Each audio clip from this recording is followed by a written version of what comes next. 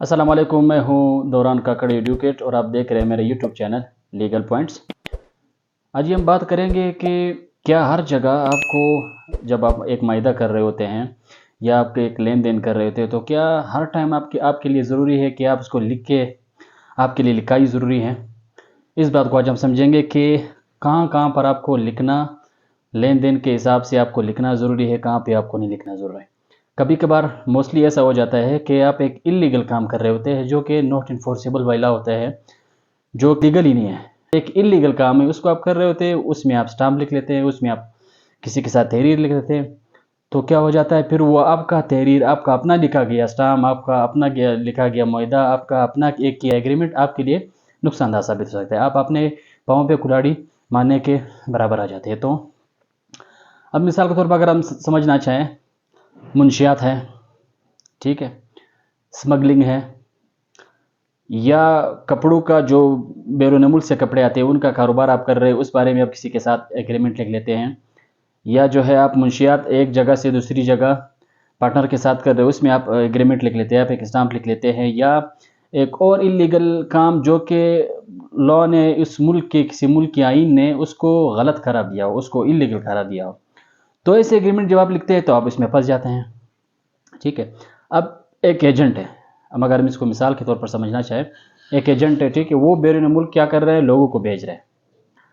अब वो क्या करता है कि उससे 50 लाख लेके वो एग्रीमेंट करता है उसके साथ कि मैं जो हूँ 50 लाख के बेस पे आपको आपका बंदा दूसरे बंदा मैं उसको पहुँचाऊँगा। ठीक है। अब इस यहाँ पे लिखा गया स्टाम्प आपके खिलाफ जा सकता है, आप एक इलीगल, ठीक है ना, ये स्मगलिंग है, लोगों की आप उसको पहुंचा रहे हो, एजेंट के तौर पर काम कर रहे हो। अब एक तो एक है ऑथोराइज एजेंट है। ऑथोराइज एजेंट ये है कि उसने बाकायदा लाइसेंस लिया हो, जिस मुल्क में वो लोगों को भेजना चाह रहा हो उस मुल्क का उसका लाइसेंस उसके पास हो तो वो बेच सकता है, उसके पास ये इख्तियार है, उसके पास ये पावर्स है। अब प्राइवेट कैपेसिटी में आप ये नहीं कर सकते।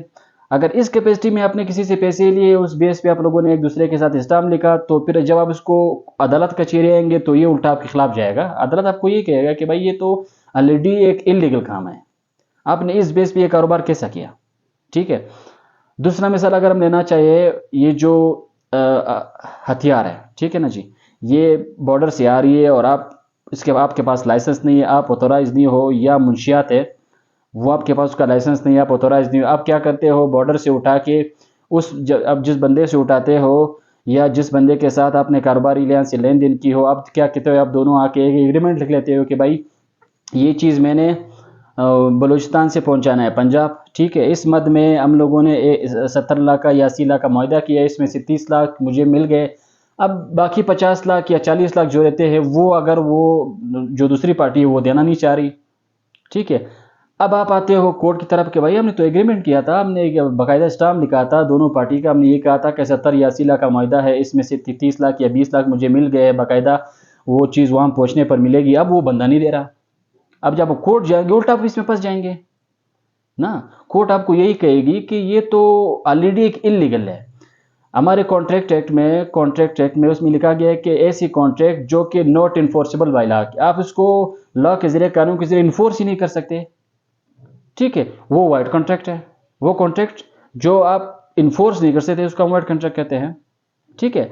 अब अगर इस मुआहदे से रिलेटेड आप कोर्ट आएंगे तो आप इसमें फंस जाएंगे। अब इसके साथ मैं एक तीसरा मिसाल अगर आपको देना चाहूँ, रिश्वत। ठीक है। रिश्वत अब लेना भी जुर्म है, देना भी जुर्म है। ठीक है। तो इसमें अब अगर रिश्वत के बेस पे आप लोगों ने एग्रीमेंट ली कि यार ठीक है, वीकली बेसिस पे मैंने इतने पैसे एक की है, उसी वहाँ पे आप पैसे लेते हो, फिर आप 2 बंदे हो, रिश्वत जो है हम 2 बंदे लेंगे और साथ में क्या करेंगे, इसमें इतना पैसा परसेंटेज आपका होगा, इतना परसेंटेज मेरा होगा। ठीक है। अब दरमियान में कोई मसला आ गया, आप लोगों की पार्टनरशिप जो है वो टूट गई। अब एक बंदा वो कह रहा है कि भाई मेरे इतने पैसे रहते हैं, आपके ऊपर इतने परसेंटेज के पैसे देने हैं, आपने अभी तक दिए नहीं है।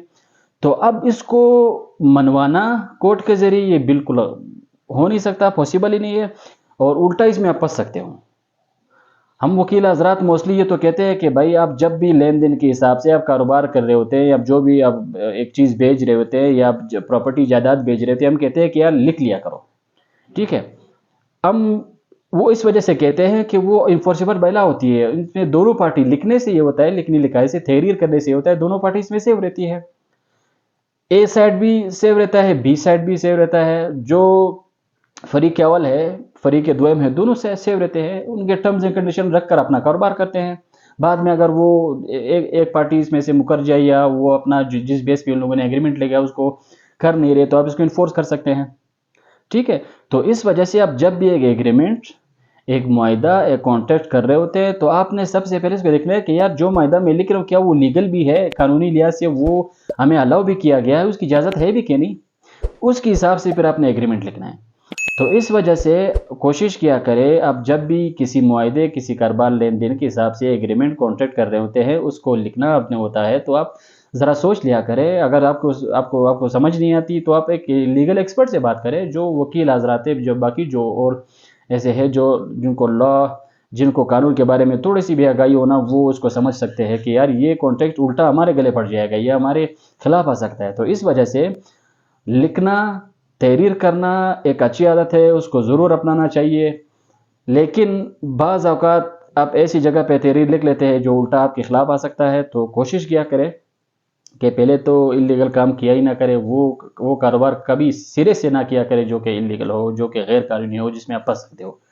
پھر اگر آپ اس کرنا بھی چاہ رہے ہو، آپ چاہتے ہو کہ یار اس کے علاوہ میرے پاس اور آپشن نہیں ہے یا اور راستہ نہیں ہے کاروبار بزنس کرنے کا، تو پھر ایسے معاملے کو آپ لکھے نا، ٹرسٹ کے بیس سے پھر آپ نے کرنا ہے۔ تو اگر آپ کا لاس ہو گیا تو ہو گیا، اگر بینیفٹ ہو گیا تو یہ آپ کی قسمت۔ تو اسی طرح انٹرسٹنگ اور دلچسپ ویڈیو کے ساتھ اٹیچ رہے میرے ساتھ، ملتے ہیں ایک اور اچھے ٹاپک کے ساتھ۔ تب تک کے لیے آپ اپنا خیال رکھیں، اللہ حافظ۔